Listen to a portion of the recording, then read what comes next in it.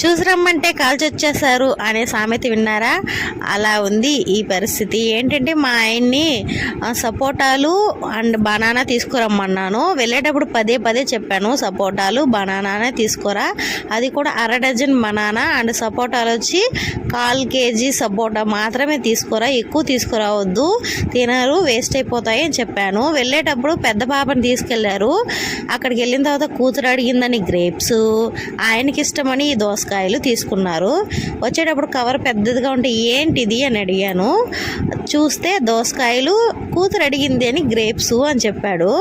ఇప్పుడే జలుబు, మరి గ్రేప్స్ ఎందుకు తీసుకున్నావంటే అక్కడ వినలేదు, తీసుకోవాలి కావాలి కావాలి అని అడిగింది అని చెప్పారు. సరే ఇది ఎందుకు తీసుకున్నావంటే ఇది ఊరికే ఫ్రీగా ఇచ్చాడు అని నాకు అబద్ధం చెప్పాడు. తర్వాత అడిగితే చెప్పాడు నాకు తినాలనిపించింది అందుకే తీసుకున్నానని. ఏంటో మా ఆయన 3 తెచ్చాడు, అందులో ఒకటి పోయింది వేస్ట్గా. అక్కడ ఫ్రూట్స్ అంటే కోసి కట్ చేసిన తర్వాత వచ్చిన దానికంటే అక్కడ పిప్పి ఆ చెత్త ఎక్కువైపోయిందనమాట. నేను ఒక పక్క పని చేస్తుంటే మా పాప ఇంకొక పని పెడుతుంది నాకు. తన పని తంది, నా పని నాది అన్నట్టు. ఇంకైతే దోసపండ్లు తెచ్చిన రోజే కట్ చేయలేదు, నెక్స్ట్ డే కట్ చేశాను. ఒకటి వేస్ట్గా మొత్తం పాడైపోయింది అనమాట. ఆ రోజే కట్ చేసుంటే కూడా బాగుండేదేమో. ఇంకైతే దీన్ని కట్ చేసి పెట్టాను కానీ మా ఆయన అయితే తినలేదు.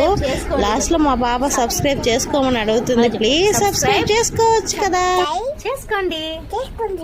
బాయ్.